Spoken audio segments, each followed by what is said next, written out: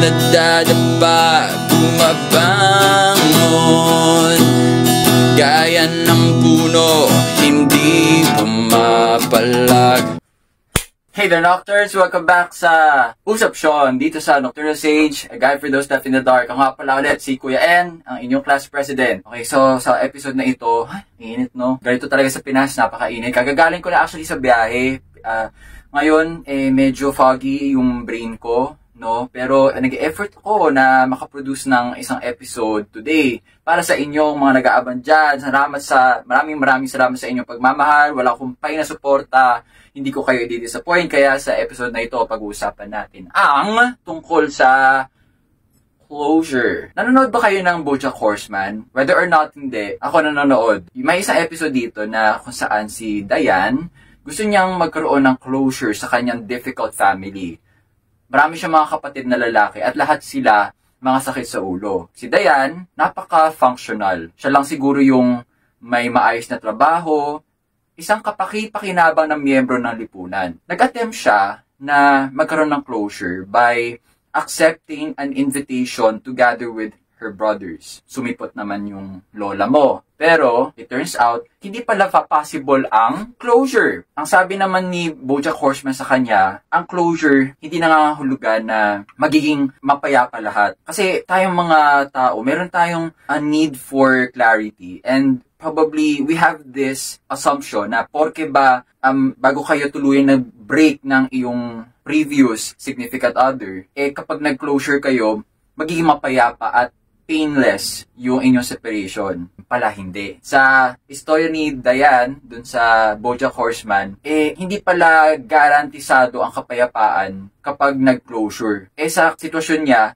hindi naman nangyari yung closure, na tumuloy lang yung away, na parang dati lang, nung magkakasama pa sila, nung mas bata pa sila, na ulit lang yung cycle of fighting among siblings. Walang pinagbago So, pag-usapan natin, pagnilayan, kailangan ba natin ng closure? Kailangan ba natin ipaliwanag ang mga damdamin natin sa lahat ng panahon? So, isa yung bagay na dapat mong isipin pag meron ka ng isang friendship na nanganganib dyan, okay, yung sa mga on the verge of breaking up with their friend or partner, para to sa inyo. Gusto ko lang, para kay Kuya Enyo, gusto ko lang kayong i-assure na hindi kailangan ng closure sa lahat ng panahon. Kasi hindi nyo alam, malay nyo, yung ganyang pansamantalang pagka-cut off, yun nga, pansamantala lang pala siya. Hindi naman siya forever kasi malay nyo, time out lang pala kailangan nyo. And then after a few months, magkakabalikan din pala yung communication. So in essence, hindi naman pala breakup ang tawag doon. Time out lang naman kasi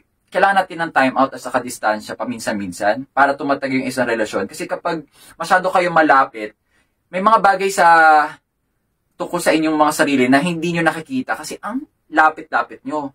Napaka-nearsighted. Try nyo kayang lumayo for a certain time. Try nyo 1 month. Mas magiging malinaw. Diba? Magkakaroon na kayo ng motivation na ibalik yung dati kung ganun. Although, okay, kahit masarap pakinggan yung ganung bagay, hindi siya nangyayari sa lahat ng relasyon. May mga iba talaga, kailangan putulin na for good. At hindi na dapat kayo nag-keep in touch. May mga ganong relationship, particularly sa work. Kapag nag-resign ka, hindi mo naman kailangan balikan yung boss na naging toxic sa'yo. Hindi naman ganon. No? Hindi naman sa lahat ng panahon, kailangan ay magbalikan. Tandaan nyo yan. Ang punto ko lang dito is, hindi nyo kailangan ipaliwanag ang sarili nyo sa lahat ng panahon. Okay? Porque walang closure na nangyari, hindi ibig sabihin may kulang ka. Kasi wala ka ng obligasyon. Alam niyo kung bakit? Kasi ang relasyon, hindi yan yung parang skills development. Kapag let's say, nagma-martial arts ka, di ba? Pinaktis mo yung suntok mo, sipa mo, timing mo, nag-improve, strength mo, okay, mas lumakas yung mga sipa at suntok mo, distansya, control, etc. Predictable kasi yung resulta ng pag-self-train ng practice. Pero ang sa relationship, hindi siya predictable. Kaya kahit gaano ka nag-invest ng pagmamahal, ng oras, effort, hindi garantisado na yung kabilang party, gagawin din yung ginagawa mo. Kasi for a relationship to work, kailangan pareho kayo invested doon. Paano kung yung kapartner mo or kaibigan mo, hindi niya nakikita relationship the way you do? Parang isang aeroplanong bumagsak yung relationship, leave it at that. Hindi mo na kailangan ipaliwanag ang sarili mo pa.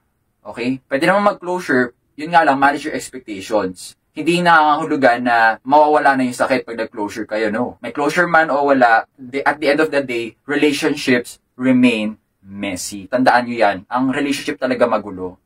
So, pag nag-closure man kayo, huwag kayo asa sa isang definite na conclusion o malinaw na pagtatapos. Kasi hindi talaga matatapos yung tension kahit nag-break up kayo. Mananatili yan, dala-dala mo yan hanggat sa nabubuhay ka. Pero sana wag mong gawin yan dahilan para hindi na mag-form ng bagong relationships. Ha? Malay mo, yung relationship na hindi nagtagal sa inaasahan, yung pala ay preparasyon lang pala siya para sa isa pang relationship na yun pala yung long lasting. So yung taong iyon, hindi man siya nanatili sa tabi mo, pero at least dumaan siya sa journey mo. Nakasama mo man lang siya at may inaiwan siyang bakas sa iyo na pwede mong gamitin para moving forward, maka-form ka ng mas kasing rich na relationship at yung mas tatagal pa. Okay? So may sense ba yung mga sinabi ko? I-comment nyo man lang sana sa baba para malaman ko. Tapos kung sa tingin nyo naging useful yung video na ito, i-share nyo lang din sa mga taong may pinagdaraanan na trauma or let's say nagre-recover sa isang breakup kung okay lang sa inyo. Kung sa tingin nyo, dapat tulungan nyo yung algorithm na pasikatin yung video na ito. By all means, you have the power as the audience. Okay, kung sa tingin nyo makakatulong yung video na ito, ganitong content sa digital world, fine.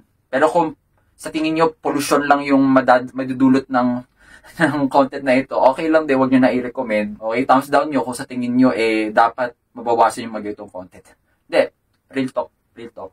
Kasi gusto ko makakontribute sa ikabubuti ng digital world, no? So, continue surviving in the dark.